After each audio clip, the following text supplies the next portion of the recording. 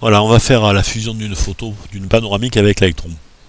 J'ai donc ouvert le dossier dans lequel se trouvent les photos. Vous voyez, j'ai des CR2 et des JPEG. Les CR2 sont les RAW de chez Canon. Je vais demander d'ouvrir la première en haut à gauche à Lightroom qui va ouvrir uniquement les photos RAW. Il ne va pas m'ouvrir les JPEG puisqu'il travaillera que sur des RAW. Et il m'ouvre effectivement que des RAW. Donc je sélectionne toutes mes photos. J'en ai donc 2, 4, 6, 8 et je les importe ici.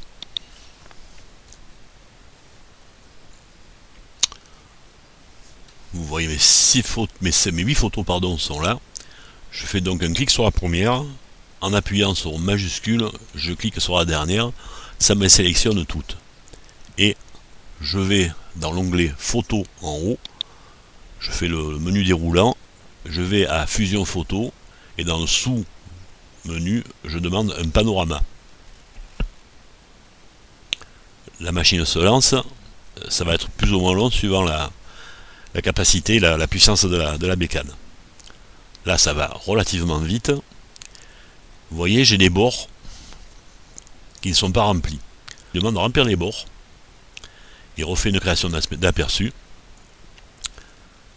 Et me remplit les bords. Vous voyez, il fait ça vraiment très bien.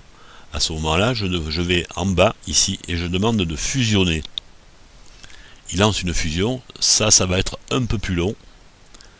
Et là aussi, ça dépend de la capacité et de la vitesse de votre machine. La machine s'emballe. Ça y est, c'est fait. Voilà la photo, je la sélectionne et je vais dans l'onglet développement que j'ouvre. Voilà ma photo fusionnée. Donc au départ j'avais donc 8 photos. Voilà ce que ça donne une fois que tout cela est fusionné. Vous voyez que ici les curseurs sont déjà préétablis parce que j'ai des pré-réglages qui sont faits précisément pour les panoramiques. Mais je peux encore un peu ajuster, c'est-à-dire mettre un petit peu de texture et de clarté qui va me donner le plan d'eau encore plus net. Éventuellement ajouter de la vibrance, faire une correction de voile si besoin est, mais ça va donner des couleurs un petit peu faussées, et éventuellement modifier exposition, contraste, haute lumière, etc. Haute lumière si j'ai un peu des problèmes sur les bâtiments qui sont clairs et les nuages. À ce niveau-là, ma photo est terminée.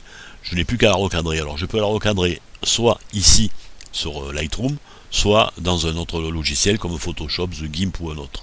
Et là, je vais faire exporter.